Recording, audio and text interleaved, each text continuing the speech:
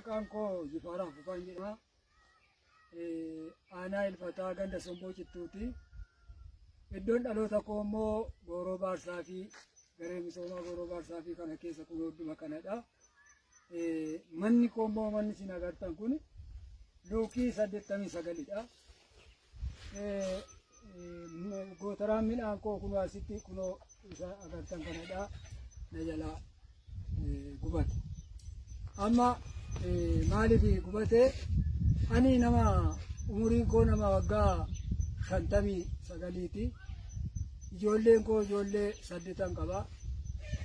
Gaafa manni koo kun gubatu dinqii sagalee meeshaa sagalee gurguddaa dhaga'amee hin nurratti dhukaasanii mootummaan kun waraana kanatti dhiisee ani ergan dhaladhee akka godhee hin beeku, waa jallisee hin beeku, ubbuma sakkaree hin beeku, waa tokko godhee hin beeku, qotee qofarachuu malee.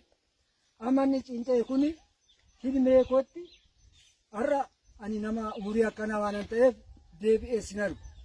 Waan inni jiraadhu sin qabu. Qabeenya koo kana balleessaa tokko malee natti ba'anii na jalaa barbadeessa. Maaliif qabeenyi kun na barbadaa'u shanee qallabda jedhanii walitti dhufeenya shanee qabda jedhanii mana koo na jalaa barbadeessa. Ani amma ijaaruma oromummaa koo ta'e barbadeessan malee wanta namni waa yakka ofirraa qabu hin jiru. Kanaaf ammas jireenya jiraadhu kana keessatti deebi'ee waan nuti jiraadhu hin qabu.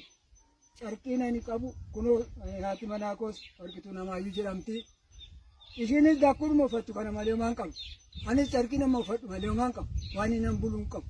Qabeenyaan inni qabu barbadaa'eera, gubateera, saamameera. Lammata wanta ani argu hin jiru. Ijoolleen ani qabu haalaatti badeera. Abaraaree oliif gadi bittineera. Garaan argadhus hin jiru.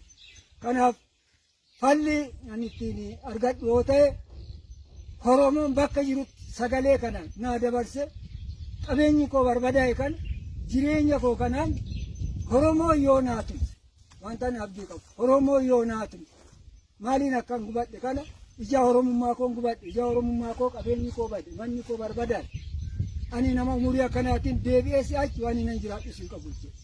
Kanaaf Oromoodhumatti jecha koo naa dabarsan jedha.